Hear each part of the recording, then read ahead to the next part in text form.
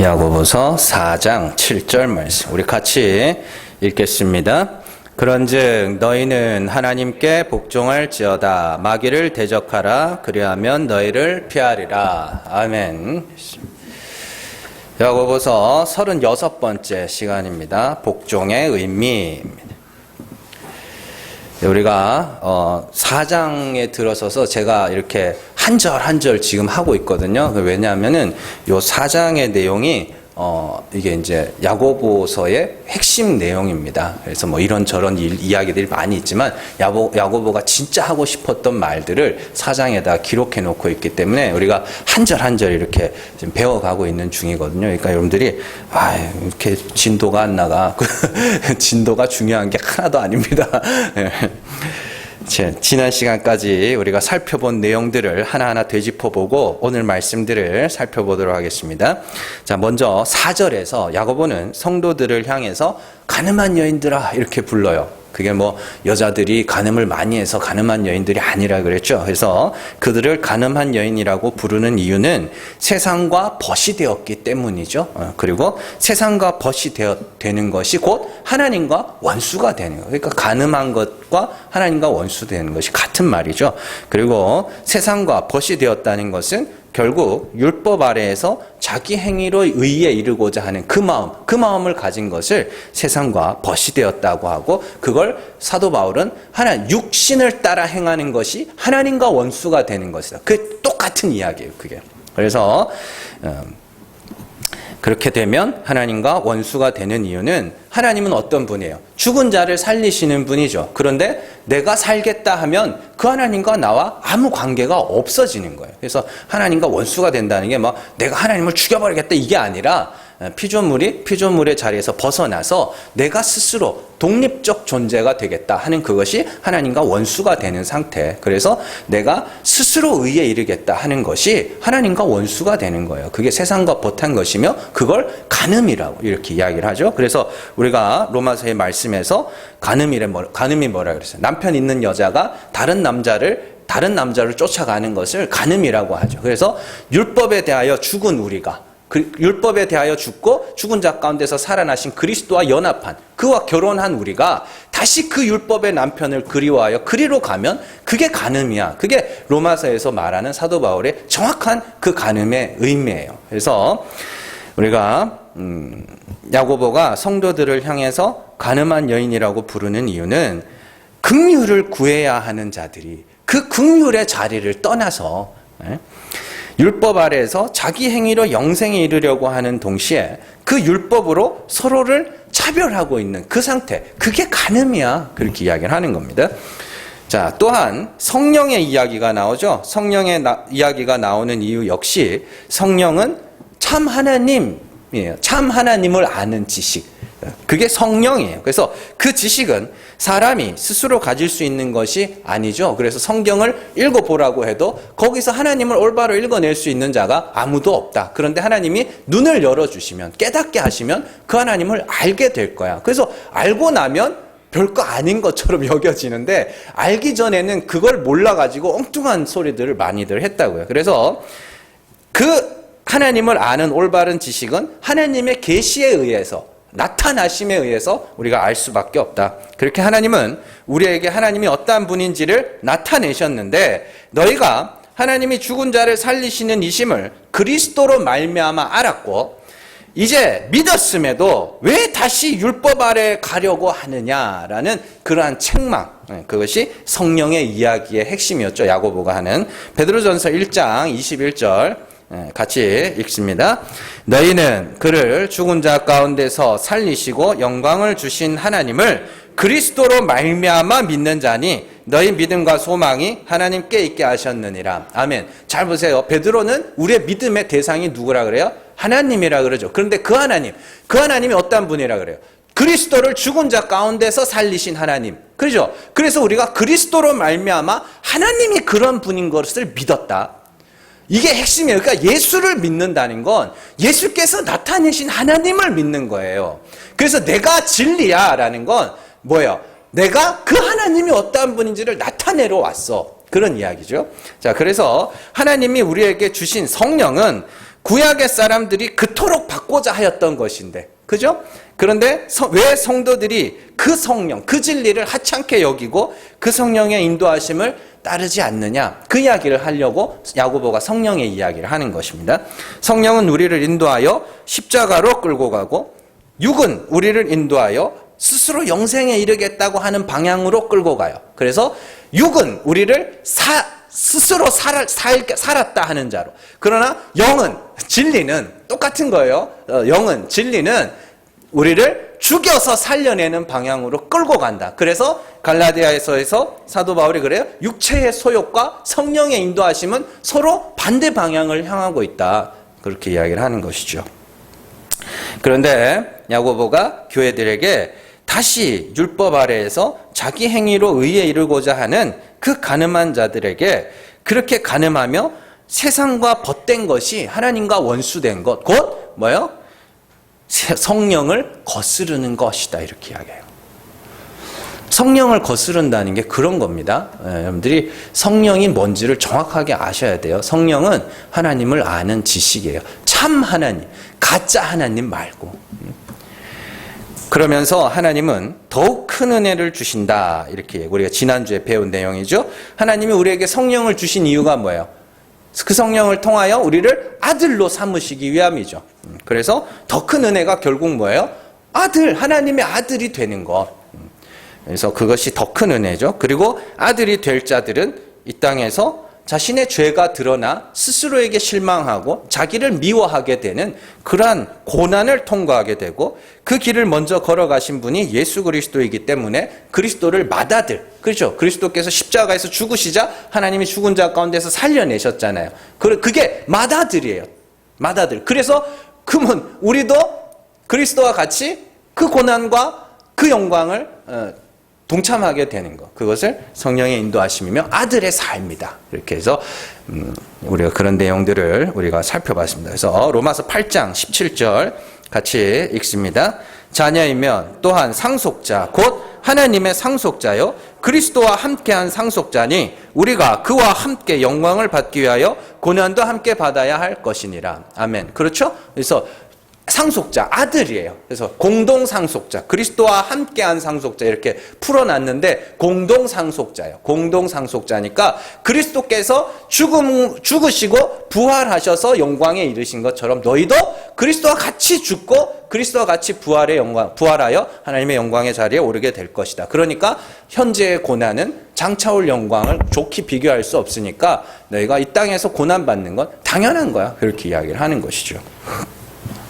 그렇게 고난을 통과한 성도들은 결국 뭐예요? 나는 티끌입니다. 아, 하나님, 나 먼지였네요. 아무것도 아니었네요. 라는 것을 알게 되고, 거기서 하나님의 새로 지으심, 새 창조죠. 그게 구원입니다. 그래서 새로 지으심을 간절히 사모하는 자가 되죠.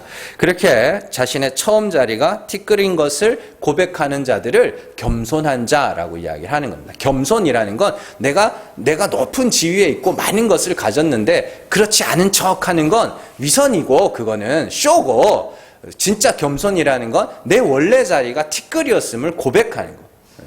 이런 것들을 여러분들이 이렇게 제가 뭐 그림을 그리면서 자세히 설명을 해드릴 수도 있습니다만은 금방 알 수 있어요. 여러분들을 구성하고 있는 게 뭐예요? 뭐 가족, 돈, 집, 차, 뭐 이런 것들 아닙니까? 그런 것들을 하나하나 제거한다고 생각해 보세요. 그럼 뭐 남아요? 아무것도 없다니까요. 네.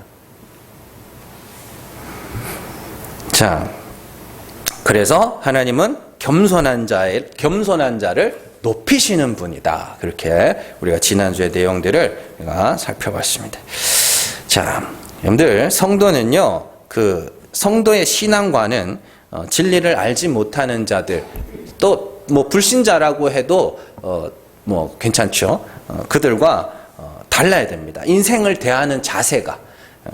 말이나 행동이 달라야 된다는 게 아니라, 그런 말이나 행동은요, 얼마든지 바꿀 수 있습니다. 얼마든지 바꿀 수 있어요. 행동이나 말본새 같은 거는 바로 잡을 수 있어요. 요즘에 10대들, 중2병 걸린 10대들이 이렇게 또 어디서 주워 들은 건 많아가지고 분노 조절 장애라는 걸 자꾸 뭐 써먹고 다녀요. 그래서 뭐 자기들끼리도 나 분노 조절 장애 있다고, 나 화나게 하면 안 된다고 그러는데, 그 임자 만나면 분노 조절 아주 잘해요. 예. 그냥 그놈의 분노 조절 장애는 지보다 약한 사람한테만. 예. 그러다가 이제 임자 한번 만나면 찍소리 못하고 그냥 화를 너무 못 내. 그래서 뭐 제가 뭐 요즘에 그 유튜브 같은 거 보면서 제가 이렇게 운전하는 블랙박스 이런 거 모아놓은 영상들이 참 재밌더라고요. 그래서 그런 걸 이렇게 한 번씩 보는데, 거기 보면은 막 그 운전하다가 자기가 이제 막 화가 나면 막 화를 내고 막 차를 막고 막 싸우려고 덤벼드는 그런 사람들이 있어요. 그러다가 이제 막 덩치 크고 이런 사람들이 차에서 씩 내리면은 슉 들어 자기 차로 들어가서 막 도망가고 하는 그런 장면들이 나온다고. 자, 어쨌든 뭐 분노하는 거든지 말이나 행동은 얼마든지 바로 잡을 수 있습니다. 조금만 가르치면 바로 잡을 수 있어요. 그러나 성도는요, 인생을 대하는 태도, 신앙관이라고도 할 수 있고 인생관이라고 할 수 있습니다. 그것은 진리를 아는 성도는 반드시 그것이 변화가 오게 돼요. 달라져야 되는 것이며 또 반드시 달라지게 돼 있습니다. 세상을 대하는 방식, 인생을 대하는 방식. 여러분들, 호랑이는 죽어서 가죽을 남기고 사람은 죽어서 이름을 남긴다는 말에서 볼 수 있듯이, 진리를 알지 못하는 자들의 그 인생관과 신앙관은요, 뭐든지 남기려고 하는 습성이 있어요. 뭔가를 남기려고 해요. 그래서 자신의 뭐 선한 일이든지 행위든지 자신의 업적이든지 뭐든지 자꾸 그걸 남기려고 해요. 그걸 신학 용어로 공로주의라 그럽니다. 뭔가 자꾸 남기려고 해요. 그래서 인간들은 그것을 남기기 위해서 열심히 살고 쉼없이 일하며 무엇이라도 하나 더 남기기 위해서 그렇게 노력하면서 살아갑니다. 그러한 신앙관이 교회 안에 자리 잡게 되면 교회 안에서 성도들이, 목회자든지 성도든지 간에 자꾸만 뭐를 자꾸 남기려고 해요. 그래서 뭐 절에서도 그러잖아요. 절에서도 이렇게 기와장 하나 얹으면은 뭐 얼마씩 받거든. 절에다 내야 돼요. 왜 그런지 모르겠는데 기와장 하나에 얹으면 기와에다가 이름 써준다고요. 이렇게. 그럼 그게 그렇게 좋은가 봐. 그래서 교회에서도 그런 거 하는 교회들이 있어요. 그래서 뭐 교회 안에 뭐 이렇게 타일 붙이고 벽돌 붙이고 할 때 막 자기 이름 쓰라고 그래서 헌금한 사람들 이름 써주고 막 그래서 이렇게 하는데 참 똑똑해요. 어떻게 사람 마음을 그렇게 잘 알아가지고. 그런 걸 안 해서 그런지 우리는 뭐 어쨌든 자, 그런데 진리를 알게 된 성도들, 성령 받은 주의 성도들은 인생관과 신앙관이 달라지게 돼요. 뭔가를 남기고 뭔가를 쌓아가는 그런 신앙관이 아니라 배움의 신앙관으로 바뀌어가게 됩니다. 배움이에요. 이해를 돕기 위해서 제가 예를 들어서 설명을 해드리는 거니까 여러분들 잘 오해하지 말고 들으셔야 돼요. 에베소서 1장에서 하나님은 창세전에 우리를 택하셨다, 그렇게 이야기를 합니다. 에베소서 1장 4절 같이 읽습니다. 곧 창세전에 그리스도 안에서 우리를 택하사 우리로 사랑 안에서 그 앞에 거룩하고 흠이 없게 하시려고. 아멘. 자, 하나님이 창세전에 그리스도 안에서 우리를 택하셨다라는 것은 창세전에 우리가 이미 존재하고 있었다라는 뜻입니다. 바울은 로마서 9장에서 이러한 선택 교리를 야곱과 에서의 이야기를 들어서 설명해요. 야곱과 에서가 태어나서 뭔가 선한 것이나 악한 것을 행하지 않았음에도 하나님이 이미 그 복중에 있을 때 내가 야곱은 사랑하고 에서는 미워하였다, 이렇게 이야기를 해버린다고요. 아무것도 안 했는데. 곧 창세전에 우리를 택하셨다는 것은 창세전에 우리는 이미 존재하고 있었다는 말이에요. 그렇다면 창세전에 존재하고 있던 우리를 이 역사 속에 던져 넣으신 이유가 뭐겠느냐? 그런 의문들을 가져보셔야 돼요. 그러니까 이렇게 조금 제가 쉽게 설명을 해드릴게요. 자, 천국에 여러분들 있다니까요, 지금. 예, 그런데 그 천국에 있는 여러분들이 이 역사 속에서도 존재하고 있단 말이에요. 그러면은 왜 하나님이 이 역사 속에 여러분들을 던져 놓으셨겠냐고요. 왜? 뭐 하라고? 여기서 뭔가 쌓고 남기고 오라고요? 아니라니까요. 뭔가를 배우고 오라는 거예요. 그런 겁니다. 이 역사 속에서 업적을 남기고 이름을 남기고 오라고 이 역사 속에 던져 넣으셨는가? 아니에요. 이 역사는요, 학교 같은 곳입니다. 영원에 있는 우리를 이 역사 속에 던져 넣으시고 거기서 뭔가를 배우고 와라 보내신 겁니다. 그래서 여러분들은 이 역사를 어떤 사람은 회사로 인식하는 사람들이 있어요. 회사 가면 뭐예요? 열심히 일하죠. 열심히 일해서 뭔가를 자꾸 남겨야 되는 거예요. 그죠? 근데 이 역사를 성도는 학교라고 인식을 해야 되는 겁니다. 그래서 학교의 본질적 기능은 순위를 매기는 게 아니죠. 가르치고 배움의 현장이죠. 그래서 여러분들이 여기서 뭔가를 배우고 가야 되는 겁니다. 이 인생을 통하여서. 그렇다면 이 역사 속에서 우리가 배워야 하는 것은 무엇인가? 결국에는 나는 없음이구나. 나는 티끌이구나. 나는 하나님이 아니구나를 배워야 되는 거예요. 우리는 이 땅에서 내가 티끌임을 배우고 하나님의 긍휼하심이 우리를 하나님의 아들로 삼으셨음을 배우고 가는 거예요. 그건 성도들만 알 수 있는 겁니다. 그래서 불신자들과 성도들의 인생관은 달라질 수밖에 없습니다. 불신자들 또 진리를 알지 못하는 자들은 인생을 회사처럼 평생 일만 하다가 가고, 성도들은 인생을 학교처럼 평생 배우다가 가는 거예요. 이처럼 인생관이 달라지면 그 인생을 대하는 자세도 달라집니다. 뭔가를 남기기 위해서, 혹은 이 세상의 성공의 목적이 아니라 뭔가를 배워가는 거예요. 내가 어떠한 자인가? 인간은 어떠한 존재인가를 배워가는 거예요. 그리고 하나님은 어떠한 분인가를 배우는 거죠. 그래서 진리를 알지 못하는 자들은 업적을 남기기 위해서 쉼없이 일하다가 일할 수 없을 때가 되면 자신의 존재 가치를 상실해 가요. 그러니까 여러분들이 이게 20대, 30 일할 수 있는 시간들이 얼마예요? 한 60대 정도까지, 좀 많으면 70대, 조금 75 이렇게 해도 80대 거기까지는 무리죠. 그래서 한 70이라고 잡고 더 오래 하시는 분들도 있습니다만은, 그 일하는 시기가 지나고 나면요, 이 인생들이 자기가 너무 가치 없어지기 시작해요. 왜요? 이 인생을 회사처럼 살고 있거든요. 일해야 되는데. 그 일을 못 하니까 이제 가서 그냥 잔소리하고 그러는 거죠. 그러나 성도들은 이 땅이, 역사가 일터가 아니라 배움의 장소임을 알기 때문에 죽을 때까지 배우고 가는 거예요. 죽을 때까지. 마지막 순간까지 배우고 가는 거예요. 그래서 여러분들 제사의 지방 쓸 때 현고, 나타나소서 옛사람이요 이렇게 시작하잖아요. 학생 부으심, 배우다가 가신 분. 그게 그 지방에 쓰는 거예요, 문구. 그러니까 옛사람들도 알았다니까요. 이 역사가 학교라는 걸, 뭔가를 배우고 갔다는 거예요.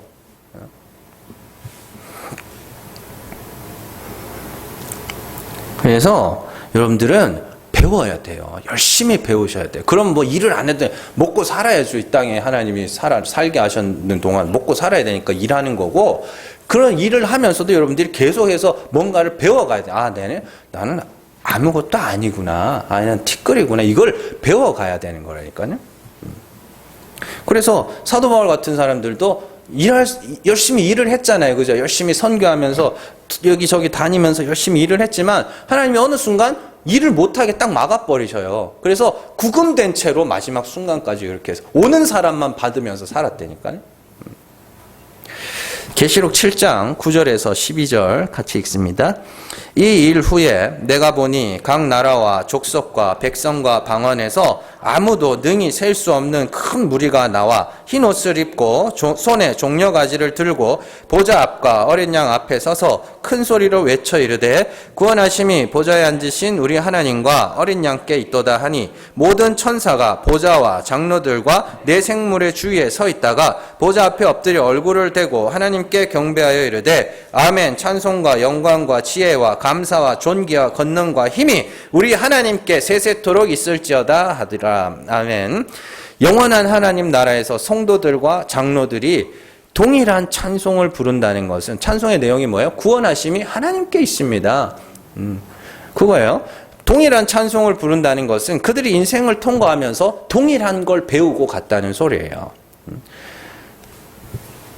그래서 성경을 통하여서 여러분들은 하나님을 배우셔야 되고, 여러분들이 일상생활을 통하여 여러분들은 뭐를? 나를 배워가야 돼요. 나를. 그래서 이 상황에 던져놓으면 거기서 나는 이런 사람이었구나. 저 상황에 던져놓으면 나는 이런 사람이었구나. 그게 나에게 관심이 있는 사람이라니까요. 유사 이래로 수많은 철학자들이 던졌던 질문을 하나로 요약하면 우리는 왜 살아야 되지예요. 왜 살아야 되지?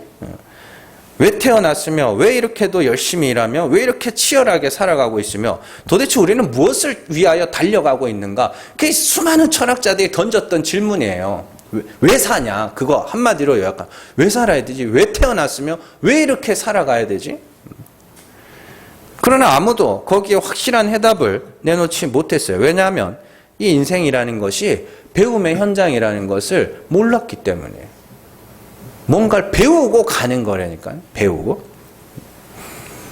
자, 그러한 인생관은요, 인간관계 같은 데도 영향을 미치게 됩니다. 여러분들 되게 재밌는 게, 사람들은 자꾸만 타인을 대할 때 자꾸 고치려고 그래요. 고치려고 한다는 게 뭐냐면 내가 그 사람을 위해서 뭔가 일을 하겠다는 거거든요. 조언을 하든지 뭘 하든지 해서 그 사람을 자꾸 고치려고 그래요. 근데 배움의 인생관으로 접어들게 되면 그 사람이 어떤 사람인가를 알아가려고 그래요. 그 둘 사이의 차이를 여러분들이 잘 아셔야 되는데, 그러니까 이거는 여러분들이 실제로 그렇게 살아가셨을 분들도 있습니다. 그러니까 결혼 생활을 하신 분들은 아시겠지만, 이렇게 처음에는요, 결혼 생활 초기에는 서로를 바꾸려고 그래요. 그래서 내가 이렇게 하면 바뀌겠지, 저렇게 하면 바뀌겠지, 뭐 그러면서도 또 다른 사람들 그 사람을 이렇게 해라, 막 이렇게 해라 지적도 하면서 막 어떻게든 바꾸려고 그래요. 그러면 언제나 관계는 삐걱삐걱거리게 돼 있거든요. 그러다가 이제 어느 순간에 접어들면 받아들이게 됩니다. 받아들이게 되면서 서로가 이제 서로를 배워가는 입장이 돼야 되는 거예요. 저런 사람이구나. 이렇게. 자. 어쨌든 우리가 이처럼 성도는 인생을 통하여 나는 티끌이구나. 그리고 나는 이 티끌 같은 자를 하나님의 은혜로 그 아들로 삼아주시는 그 하나님의 은혜를 찬송할 자로 세워져 가는 것이 진리를 따라 살아가는 자들이에요. 그게 성령의 인도하심을 따라 살아가는 자들. 그래서 그 인생관이 뭔가를 쌓고 남기고 그런 인생관이 아니라 배움의 인생관. 그러니까 죽을 때까지 배우다가 간다며요. 예, 맞아요. 죽을 때까지 배우다가 가는. 기계 배우고 이런 거 말고 나. 자, 앞서 간음과 성령과 더 큰 은혜에 대하여 말한 야고보는 오늘 말씀에서 간음에 빠진 성도들에게 그 간음에서 벗어나는 방법을 제시하고 있습니다. 야고보가 해결책으로 제시한 것이 첫 번째 것이 뭐냐면 하나님께 복종하라예요. 복종하라. 여기서 복종이라는 단어 때문에 사람들이 굉장히 많은 오해를 하고 있어요. 복종이라는 게 뭐냐? 시키는 대로 하는 거냐? 그러면 하나님이 우리를 기계로 만들지 왜 이렇게 자유의지를 주셔서 그렇게 하셨냐, 뭐 그런 이야기를 하고, 뭐 하나님은 자원하여 복종하는 걸 좋아하시기 때문에 우리에게 자유의지를 주셨다. 그래서 뭐 나는 자유의지로 하나님께 복종합니다. 뭐 이러면서 그게 뭔 말인지도 모르고 그렇게 이야기를 하는데, 여기서 복종하다라는 것을 우리 말대로 해석하면 하나님이 시키는 대로 하는 것이라고 생각하는 사람이 굉장히 많아요. 그런데 성경에서 복종이라는 개념은 단순히 시키는 대로 하는 기계적 순종의 의미가 아니라 그 종속의 의미예요. 어딘가에 속해 있음을 상징하는 겁니다. 자, 예를 들어서 성경에는요, 아내들에게 남편에게 복종해라 이런 말이 나옵니다. 그래서 베드로전서 3장 1절 같이 읽습니다. 아내들아 이와 같이 자기 남편에게 순종하라. 이는 혹 말씀을 순종하지 않는 자라도 말로 말미암지 않고 그 아내의 행실로 말미암아 구원을 받게 하려 함이니. 아멘. 여기서 처음에 나오는 아내들아 이와 같이 자기 남편에게 순종하라. 이 휘포타소, 이게 복종이라는 단어예요. 그리고 또 다른 순종이라고 사용되는 단어가 아포쿠오라는 단어가 있는데 이건 잘 듣다라는 단어입니다. 깨닫다라는 단어예요. 그래서 어쨌든 이 아내들아 남편에게 복종하라, 순종하라. 요건 휘포타스, 오늘 말씀과 똑같은 단어예요. 그리고 뒤에 이는 혹 말씀을 순종하지 않는, 이건 순종, 완전 순종이라는 단어도 아니에요. 믿지 않기로 한 이런 뜻이에요. 그래서 이거는 아페이데오, 그래서 믿으려고 하지 않다, 들으려고 하지 않다 이런 단어고, 그러니까 왜 이렇게 순종 뭐 너무 좋아해 이런 거. 그래서 이런 말씀들을 들으면서 목사님들이 남편에게 순종해야 돼.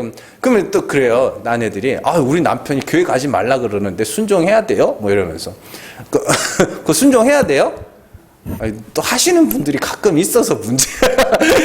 그게 아니라 남편에게 복종하라는 건 남편을 떠나지 말아라 라는 뜻이에요.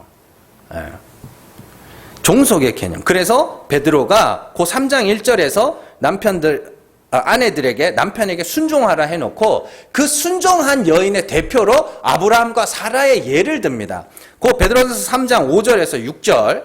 자, 같이 읽습니다. 사라가 아브라함을 주라 하여 순종한 것 같이 너희는 선을 행하고 아무 두려운 일에도 놀라지 아니하면 그의 딸이 된 것이니라. 창세기 18장 12절 같이 읽습니다. 사라가 속으로 웃고 이르되 내가 노쇠하였고 내 주인도 늙었으니 내게 무슨 즐거움이 있으리요. 아멘. 보시면은 창세기에서 사라가 아브라함을 뭐라고 불러요? 내 주인이라고 부르죠. 그걸 뭐라 그러냐면 복종이라 그래요. 아브라함이 막 시키는 대로 했다는 게 아니라 아브라함을 주인으로 부르고, 그리고 아브라함을 계속 따라다니잖아요. 안 떠나잖아요. 그게 복종이라니까요. 그 개념이. 그래서 뭐 어떤 사람은 사라가 아브라함이 시키는 대로 바로 왕에게 혹은 아비멜렉에게 팔려간 것이 복종이다라고 그런 이야기 아닙니다. 분명히 성경 이야기하잖아요. 사라가 아브라함을 보고 주인이라고 불렀지 않느냐. 그게 복종이다. 그게 뭐냐면 그 종속되는 거, 그에게 속해 있는 거, 그게 복종이라는 뜻이에요. 그렇다면 다시 본문으로 돌아와서 복종이라는 개념이 종속의 개념이라면 하나님께 복종하라는 것은 하나님이 시키는 대로 하라는 의미가 아니라 하나님의 소속이 되라는 뜻이죠. 네, 하나님의 소속이 돼야 된다. 그렇다면 하나님의 소속이 된다는 건 어떤 의미인가? 이에 대해서 사도 바울이 잘 설명을 해주고 있어요. 고린도전서 12장 3절, 자 같이 읽습니다. 그러므로 내가 너희에게 알리노니 하나님의 영으로 말하는 자는 누구든지 예수를 저주할 자라 하지 아니하고 또 성령으로 아니하고는 누구든지 예수를 주시라 할 수 없느니라. 아멘. 잘 보시면 아까 전에 창세기에서 사라가 아브라함을 주인으로 불렀다 그러죠. 그게 복종이라 그러죠. 그런데 바울이 똑같이 누구든지 예수를 주시라 할 수 없느니라. 그들이 뭐예요? 그들이 그리스도에게 복종하는 자이며 하나님께 복종하는 거라고요. 자, 성령으로 아니하고는 예수를 주라 할 수 있는 자가 없다는 것은 성령을 받은 자는 예수를 주라 칭하는 자들이란 뜻이죠. 자, 예수를 주라 칭한다는 것은 뭐냐? 그리스도께서 나타내신 하나님을 믿는 것이에요. 당신이 나타내신 그 하나님이 참 하나님이십니다라고 그걸 믿는 것을 그리스도를 주라 칭하는 것이며 그걸 하나님께 복종한다라고 이야기를 하는 거예요. 잘 이해를 하셔야 됩니다. 자, 어떤 사람이 율법의 하나님으로 말을 해요. 율법의 하나님으로 그렇게 가르칠 때, 그렇죠. 나는 그 하나님이 그러한 분임을 믿어요. 그건 율법의 하나님에게 복종하는 거고, 그리스도를 통하여 은혜의 하나님임을 알게 되었을 때, 그래서 나는 그리스도께서 나타내신 그 하나님이 참 하나님입니다라고 할 때, 그걸 하나님께 복종한다. 그 하나님께 복종한다라고 이야기를 하는 거예요. 자, 그래서 좀 이해를 돕기 위해서 지금 뭐 북한에 김정은을 우리 장군님 뭐 이러면서 따르는 자들은 남한에 살고 있으면서도 그렇게 따르는 자들은 그들은 김정은에게 복종하는 자들이에요. 그게 무슨 차이인지 아세요? 그러니까 소속이라니까요. 자,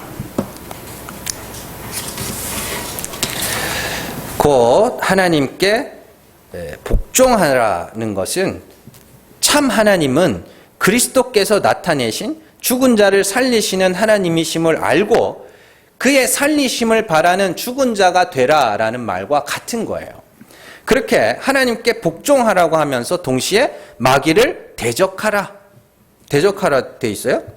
대적하라 돼 있습니다. 마귀를 어떻게 대적해요? 제가 누차 말씀드리지만 마귀가 염소뿔 달린 그런 꼬리 달린 시커먼 삼지창 들고 달려오는 그런 마귀면 싸울 수 있다니까. 진짜 싸울 자신 있어요. 그 사람한테 찔려서 죽는 한이 있어. 나 진짜 싸울 자신 있어요. 근데 마귀가 뭔데요?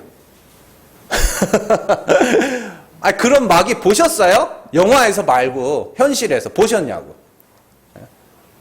진짜 마귀가 어디 있어요? 그 화나서 나를 죽이려고 덤벼드는 남편의 얼굴에서 그 마귀를 보십니까? 뭘 보셔? 어디서 보셔요? 마귀를. 참, 마귀는요, 그냥 하나님을 오해하게 만드는 말이에요. 말. 그렇다고 뭐 실체가 있니 없니 그게 중요한 게 아닙니다. 있으면 어떡하냐. 차라리 실체가 있는 게 더 낫다니까요. 우리한테는 실체가 있는 게 진짜 뱀으로 와서 오는 게 훨씬 나아요.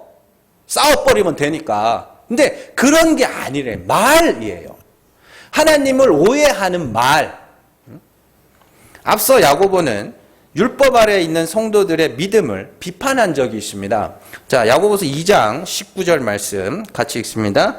내가 하나님은 한 분이신 줄을 믿느냐? 잘하는도다. 귀신들도 믿고 떠느니라. 아멘. 자, 행함과 믿음의 관계에 대해서 설명하던 야고보가 성도들이 아는 하나님이, 성도들이 믿는 하나님이 겨우 한 분이라는 사실을 지적하면서 그것은 귀신도 믿고 떠는 거다. 너희가 하나님이 한 분이심을 알아? 그건 귀신도 아는 건데? 귀신들도 아는 바와 같이 하나님이 한 분이라는 사실 말고 하나님이 아들인 너희에게만 나타내신 그게 있지 않느냐. 아들인 너희에게만 나타내신, 아들인 너희에게만 계시해 주신 그 하나님이 있지 않느냐. 그런 이야기입니다. 하나님이 그리스도를 통하여 나타내고자 하셨던 그 하나님을 너희가 믿어야지. 너희의 믿음이 하나님은 한 분이구나에 머물러 있으면 안 된다는 이야기예요. 앞서 우리가 베드로전서 1장 21절에서 우리가 예수 그리스도로 말미암아 하나님은 죽은 자를 살리시는 이심을 믿었다. 그렇게 이야기를 하죠. 자, 그것은 성령 받은 성도들만이 알 수 있는 겁니다. 성령으로 말미암아 예수를 주라 고백한다는 것과 베드로가 말한 것 같이 우리가 그리스도로 말미암아 하나님이 죽은 자를 살리시는 이심을 믿었다라는 말은 같은 말이에요. 그게 하나님께 복종하는 거고. 자, 그런데 하나님이 한 분이시라는 것, 거기에 머물러 있으면 그게 무슨 믿음이야. 그렇게 이야기를 하는 거예요.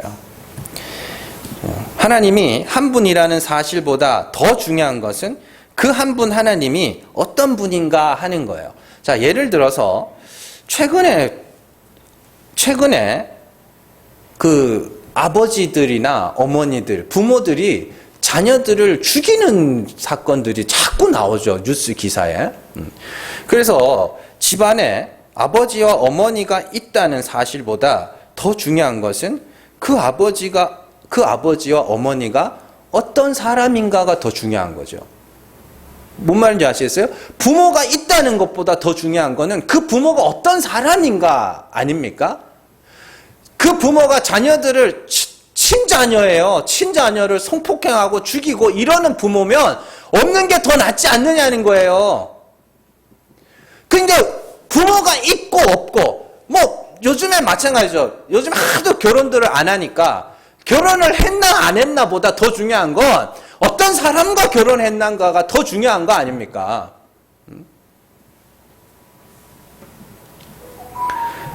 그런 이야기예요. 하나님이 한 분이라는 것, 그래, 좋다.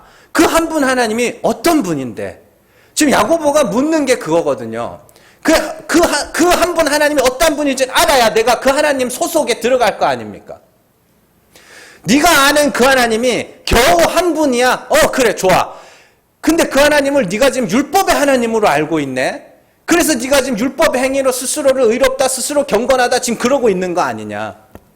그건 아니지. 그리스도께서 나타내신 그 하나님께 복종해야지. 그 하나님이 어떠한 분인데요? 은혜의 하나님이라며요. 긍휼의 하나님이라며요. 요한복음 1장 18절에 누구도 하나님을 본 사람이 없으되 아버지 품속에 독생하신 하나님이 그리스도죠? 나타내셨느니라. 그리스도께서 나타내신 그 하나님을 너희가 알고 그 하나님에게 그 하나님 소속으로 들어가야지. 그게 하나님께 복종하고 마귀에게 대적하는 거예요. 근데 마귀는 자꾸만 우리를 그 하나님께로 가지 못하게 하는 거예요.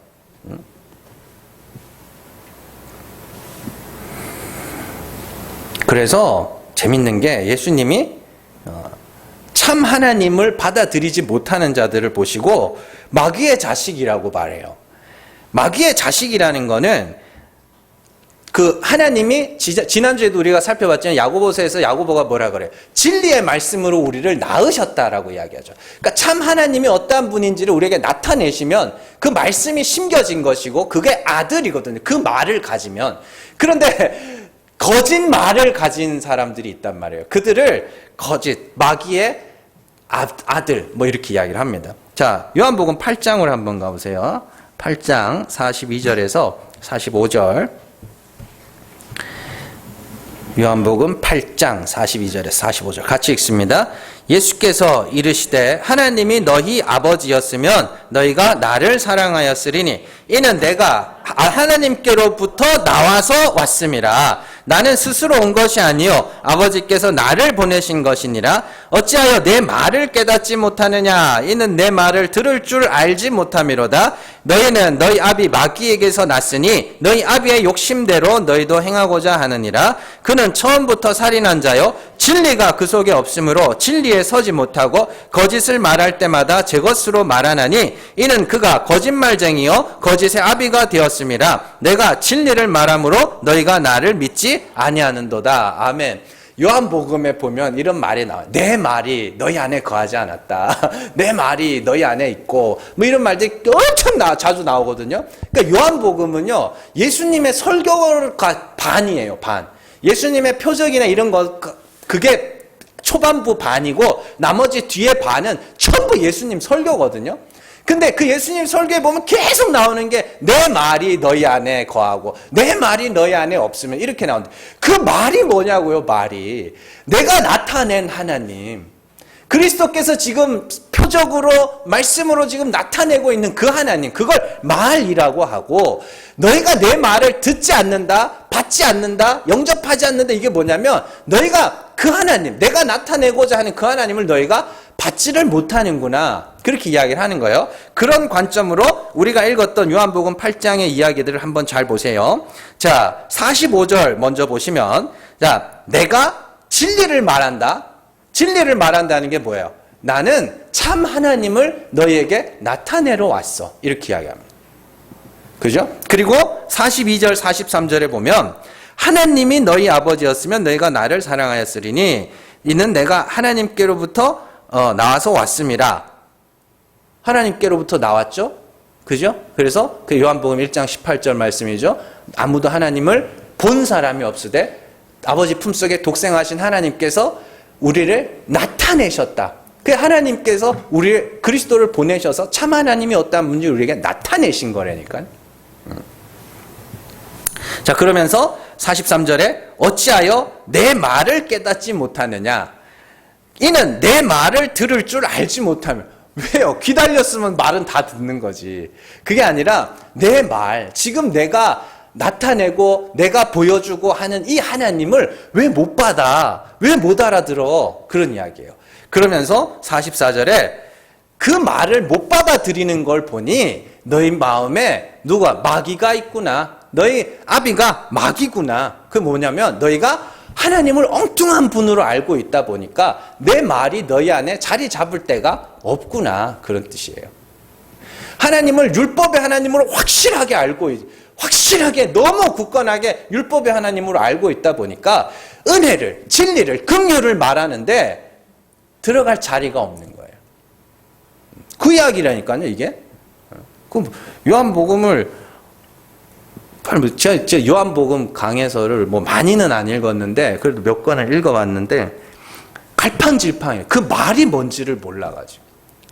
그래서 요한복음 1장 1절에 어떻게 시작해요? 태초에 말씀이 계시니라 이렇게 해요. 이 말씀은 곧 하나님이야. 분명히 힌트로 나오잖아요. 그 말이 하나님이라니까요. 그러면서 마귀가 뭐라 그래요? 너희는 너희 아비 마귀에게서 났으니 너희 아비의 욕심대로 너희도 행하고자 하느니라. 아비의 욕심. 이사야서 14장에 마귀의 욕심이 뭐예요? 내가 북극 지폐 산에 올라 하나님과 같은 자리에 오르겠다. 그게 마귀의 욕심이에요. 내가 스스로 하늘에 오르겠다. 바벨론. 그래서 지금 예수님이 그 율법 아래에서 스스로 의에 이르고자 율법을 아주 그냥 역사상 가장 잘 지킨 세대예요. 이스라엘 백성들이 타락하고 그런 세대들이 아니었다니까. 예수님 당시에 이 유대 역사를 읽어보면 가장 잘 율법을 지키던 때예요. 우상이 하나도 없던 시절이라니까요. 율법 안 지키면 돌로 치던 시대였어요. 그렇게 율법 잘 지키던 세대에 와서 너희가 마귀 자식이구나. 그게 그렇게 스스로 영생에 이르고자 하는 그게 너희 아비가 마귀라는 거. 왜요? 하나님을 지금 오해하고 있거든요. 잘못 알고 있거든요. 그래서 마귀는 처음부터 살인한 자요. 왜 살인이야? 생명이 없으니까.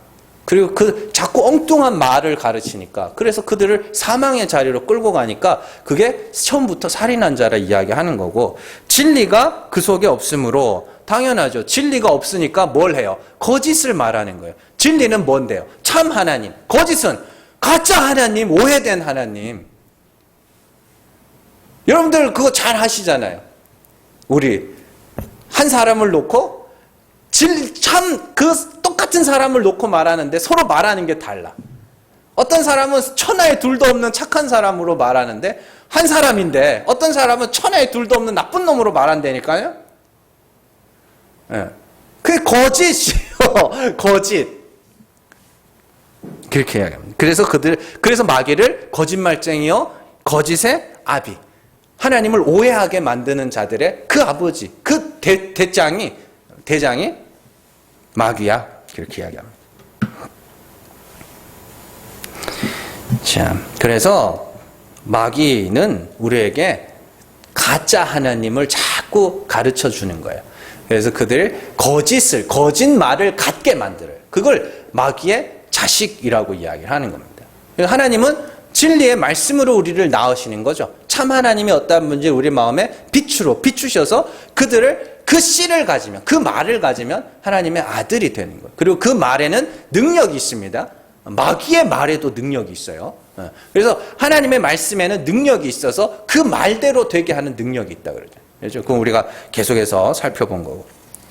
자, 그래서 예수님은 진리의 말을 주시는데 다른 이들이 마귀로부터 거짓 말을 받아 엉뚱한 하나님으로 알고 있다 보니까 예수님이 주시는 진리의 말을 아무도 듣지도 믿지도 못하고 있다. 그렇게 이야기를 하는 것이죠. 그리고 거짓 선지자를 성경은 마귀의 종이라고 부르는 이유 역시도 거짓 선지자들이 자꾸만 엉뚱한 하나님을 가르친다는 소리예요.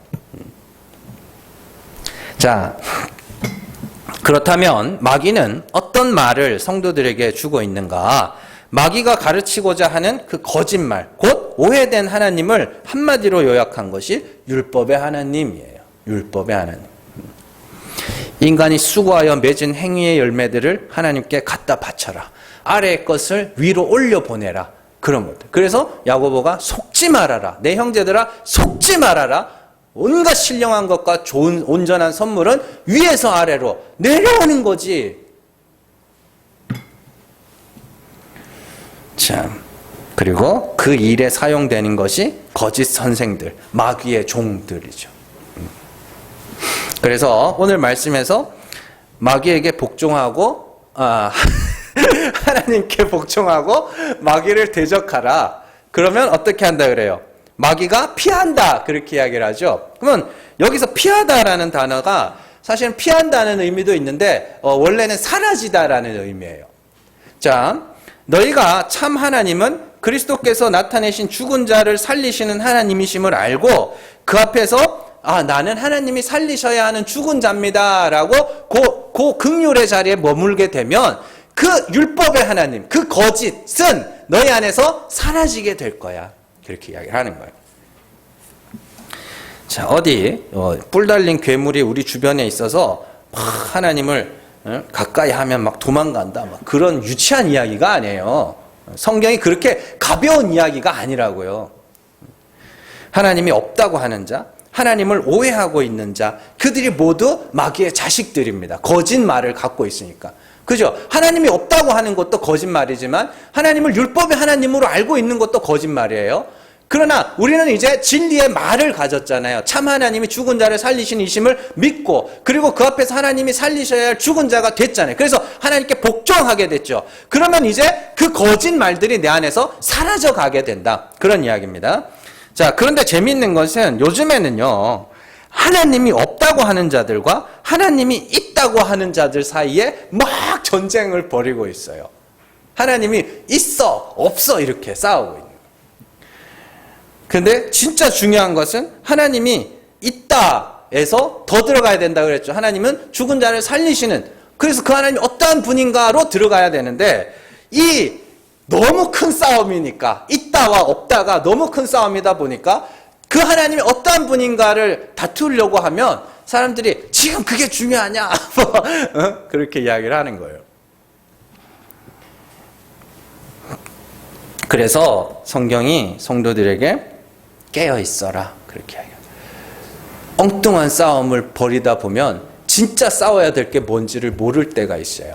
그래서 깨어 있어라, 정신 차려라, 계속 이야기하는 거예요. 하나님이 존재하시며 한 분이라는 것보다 그 한 분 하나님이 어떠한 분인지가 내게는 더 중요한 거예요.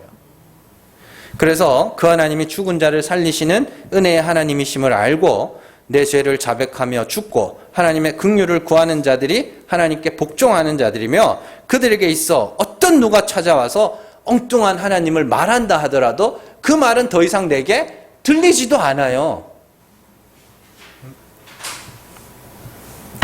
최근에 이제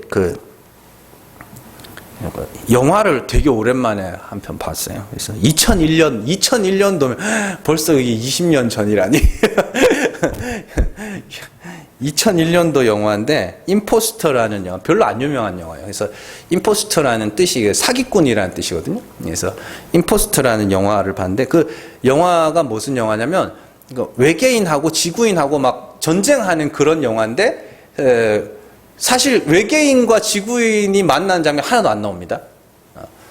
이게 내용이 제가 그냥 공상과학 영화인 줄 알고 봤는데 그게 아니에요. 아주 심오한 내용이 있어요. 그래서 주인공이요, 자기가 외계인이거든요. 외계인인데 끝까지 자기가 외계인인 줄 몰라요. 뭔 말인지 아시겠어요? 자기가 외계인인데도 외계인인 줄 몰라요. 그래서 사람들이 누군가가 이 사람이 외계인이라 하고 막 잡아 가두기도 하고 막 그런데 이 사람이 정말 목숨을 걸고 필사즉생의 각오로 자기가 외계인이 아닌 걸 밝히려고 그래요. 그러니까 자기가 외계인인 줄 모르는 거죠. 끝까지 나는 외계인이 아니야 하다가 마지막 순간에 알고 봤더니 외계인인 거예요. 거기서 충격을 받는 거예요, 관객들이 다. 그래서 영화 제목이 사기꾼이라 그랬죠. 임포스터, 사기꾼. 진짜 사기꾼이 누구냐? 지가 사기치고 있는지도 모르는 사람이 사기꾼이네. 뭔 말인지 아시겠어요? 사기꾼인데 아닌 척 하는 게 아니라 지가 사기를 치고 있는데도 사기를 치는지도 모르는 자들이 진짜 사기꾼인데 오늘날 그런 사기꾼들이 너무 많다. 분명히 마귀의 자식들이에요. 하나님을 말하고 성경을 가르치고 교회에서 번듯하게 넥타이 메고 설교를 하는데 그들이 말하는 하나님이 참 하나님이 아닌 거라. 그런데 재밌는 거는요, 진짜 재밌다기보다 무서운 거는요, 그 사람이 자기가 지금 마귀의 앞잡이 짓을 하는지도 모르고 있다는 뜻이에요. 많은 목사님들, 여러분들이 얼마나 많은 목사님들을 만나보신지는 모르겠지만 저는 나름대로 많은 목사님들과 이렇게 보게 될, 그래도 목사니까 기회가 있잖아요. 많은 목사님들을 보게 될 기회가. 그 사람들은요, 자신들이 마귀의 종이라는 사실을 숨기고 아닌 척하면서 사는 게 아니라 애초에 자신들은 하나님의 종이라고 생각하고 산다니까요. 아닌 척하고 사는 게 아니라 그냥 애초에 자기는 하나님의 종이라고 확신하면서 살아요. 그들은 심지어 목숨까지도 내놓을 수 있을 만큼 교회를 향한, 성도를 향한 열정도 있어요. 한순간도 자신들이 하는 일이 마귀의 일이라는 일말의 의심조차도 없습니다. 그런데 그 말에 수많은 사람들이 사망으로 걸어가고 있어요. 그래서 성경이 깨어있어라, 깨어있어라. 계속 예수님이 하신 말씀이에요. 깨어있어라. 정신을 차리고 깨어있어라. 뭘 깨어있으라고요? 그 하나님이 어떠한 분인지를 날마다 확인하고 날마다 수시로 확인하려는 거예요. 그리고 네 인생을 통하여서 정말로 하나님의 은혜가 아니면 구원받지 못할 자라는 사실을 배우라는 소리예요. 정신을 차리라는 소리예요. 그러니까 여러분들이 늘 말씀을 가까이 하셔야 된다니까요.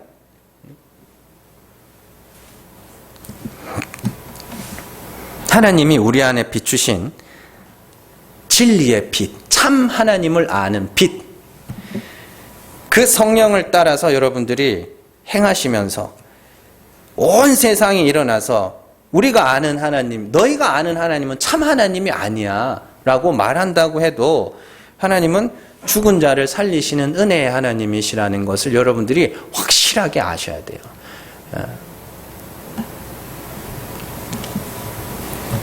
그래서 한 분 하나님이 죽은 자를 살리시는 이심을 그리스도를 통하여 알았으면 이제는 그 하나님께 복종하셔야 돼요. 내가 하나님이 살리셔야 할 죽은 자가 많네요. 그걸 배워가는 거. 그게 성도의 인생이며 신앙생활이란 말입니다. 그렇게 해서 정말로 그 긍휼의 자리에 구하는 것. 그것이 순결한 신부들이에요.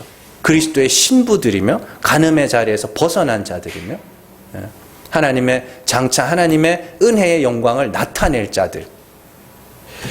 그래서 여러분들이 깨어 있으세요. 깨어 있으시고 이렇게 부족한 목사가 나름대로 열심히 준비해서 설교하는 거. 그러니까 설교라는 것을 여러분들이 단순하게 그냥 와가지고 좋은 말 듣고 가는 그렇게 인식하지 마시고 이걸 통하여서 제가 지금 계속해서 하나님은 죽은 자를 살리시는 분이다. 긍휼의 하나님이다. 계속 그런 이야기를 해드리잖아요. 수시로 확인하시라니까요. 수시로 확인하시고 늘 들으시고 그래서 하나님은 그런 분이지. 그래서 내가 이렇게 낮아져가고 죽어가는 것이 당연한 거지. 그거를 여러분들이 살아내는, 그들을 진리를 살아낸다라고 이야기를 하는 거예요. 그렇게. 그래서 여러분들이 진리를 잘 살아내면서 그 거짓에 묶여있는 자들에게 그 진리를 말할 수 있을 만한 그러한 정말로 성령께서 말하게 하심을 따라 말하는 저 여러분들 되시기를 주님의 이름으로 축원합니다. 기도하겠습니다.